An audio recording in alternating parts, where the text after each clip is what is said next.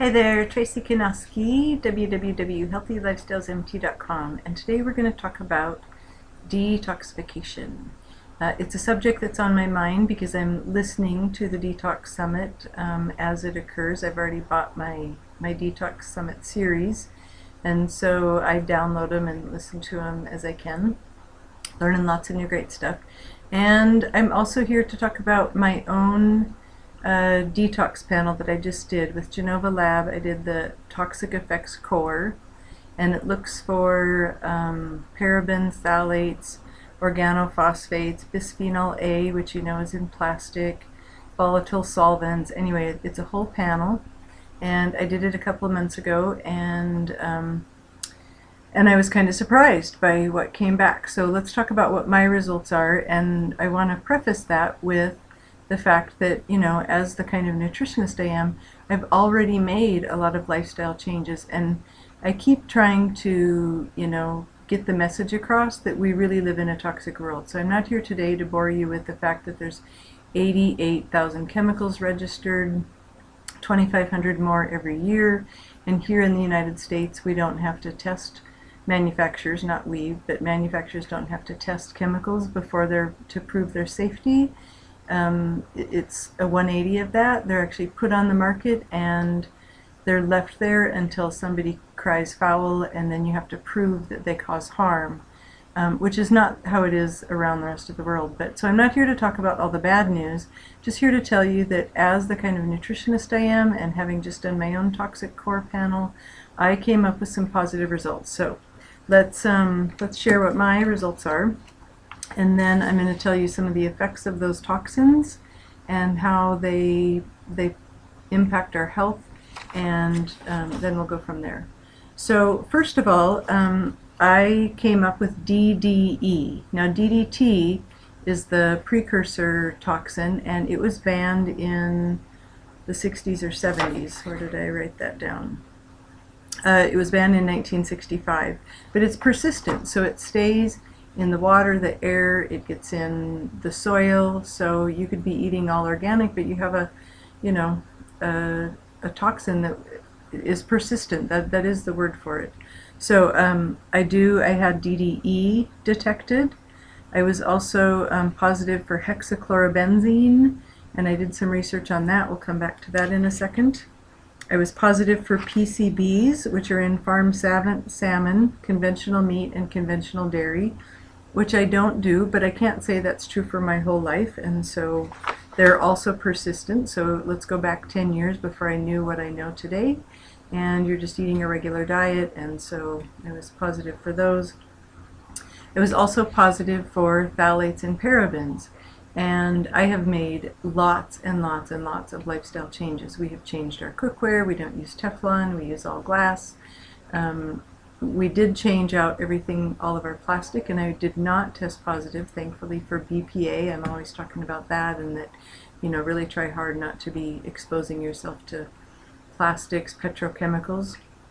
But phthalates, spelled PHTHLATES, phthalates and parabens are found in personal care things. So I have changed tons of those, but that doesn't mean I never go get a massage, I never get a pedicure. I've had a really hard time finding a deodorant that actually works. I mean, you know, cover up stink, but actually prevent stink is a whole nother thing. And the shampoos and conditioners are less than satisfactory when you get used to having, you know, nice manageable hair. In my opinion, the natural stuff has left my hair feeling like straw. So I waver on that. I go through periods and my hairdresser makes fun of me because it really does change the texture of my hair when I use all the natural stuff without parabens and phthalates. And I like how my hair feels when I use the stuff with all the junk in it. So still working on that. But anyway, I tested positive for those, and so I'm kind of rethinking some of that. And I was getting a pedicure the other day, and it didn't, I don't know why, it didn't even occur to me for all this time to pick up the bottle and read what was in it, but sure enough there were parabens in there. So we all get exposed either accidentally or just without thinking. Okay, so that's my results. I've made lots of lifestyle changes, still came out positive for things, and I want to talk for a second about the effects of toxins and what they do. So effect number one is that they disrupt the methylation pathways. If you're a patient of mine, you know that we talk about methylation. Methylation is a biochemical process. It happens in every single cell of your body, billions of times a second. Life ceases or slows down without proper methylation. Methylation is what allows us to make DNA, RNA, lipids, neurotransmitters, creatinine, the list goes on and on. We really do need to methylate, and so without methylation we're at risk of, or with impaired methylation, we're at risk of autoimmune diseases, mental health disorders, anything from anxiety, ADHD, depression, schizophrenia, bipolar, anywhere on that spectrum of what we would call mental health issues. Methylation also affects neurological conditions, so left untreated or left to not be working optimally, people with methylation issues can be looking at things like Alzheimer's, ALS, Parkinson's, anything in that realm. And they also are looking at cancer and a lot of gut issues, because our gut, if you didn't know, turns over about every 4 days. We have completely new gut tissue, and if you can't make protein, then you can't form a new gut. And so I do see a lot of people with methylation issues, and I see a lot of gut patients, of course. So effect number one of toxins is disrupted methylation pathways. Effect number two of toxins is that they alter insulin signaling. So we think of type 2 diabetes as being an obesity problem, but as a root cause, and don't forget that's what functional medicine is all about, is finding those root causes. There are now over 100 studies showing persistent organic pollutants, exactly like what I was just talking about, all the persistent stuff that I had in my own test. Persistent organic pollutants, or POPs as they're called, disrupt insulin signaling, and then you end up with insulin resistance, and then you end up with obesity and ultimately type 2 diabetes, potentially. And not a dead ringer, but that can be the pathway. So here we are with a whole new paradigm shift, and toxins may be the ultimate root cause of the obesity and type 2 epidemic of diabetes that we've got going on in our country. The third problem with toxins is that they poison your mitochondria.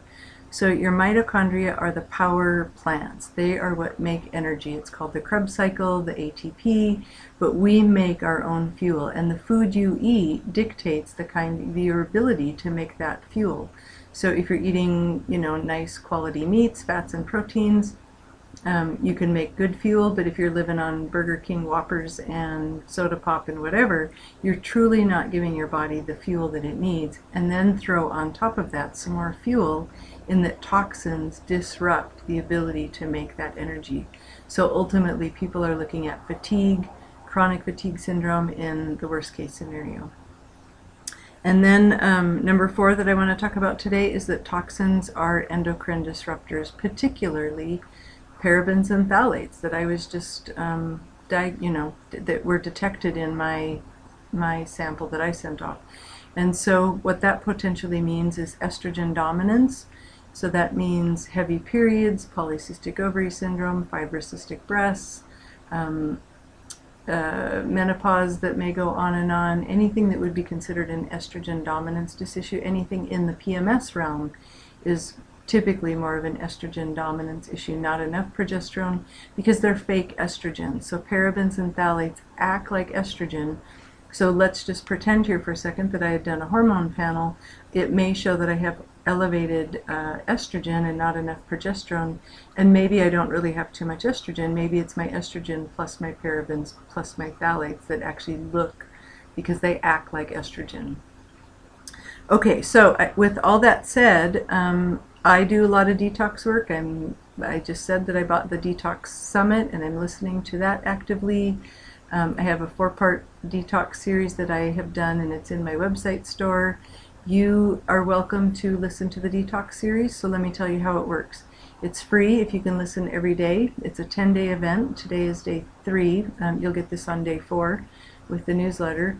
And so every day, Dr. Deanna Minnick has interviewed 30 experts, and 3 to 4 interviews are posted live or posted online every single day. And if you have 3 or 4 hours every day, you can listen for free. I don't have 3 or 4 hours to listen every day for free, and it was a few dollars.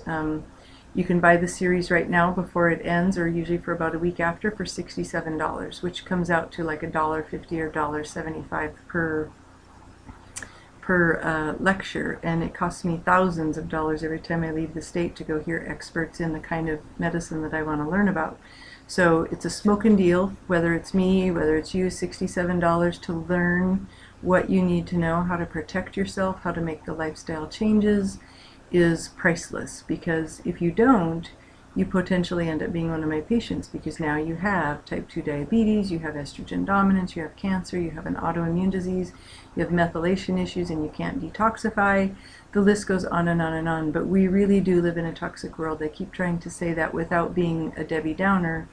And I hope that I got my point across, that I've made lots of lifestyle changes and I still have things I can work on. So that's what I really wanted to share with you today, and we'll see you next week.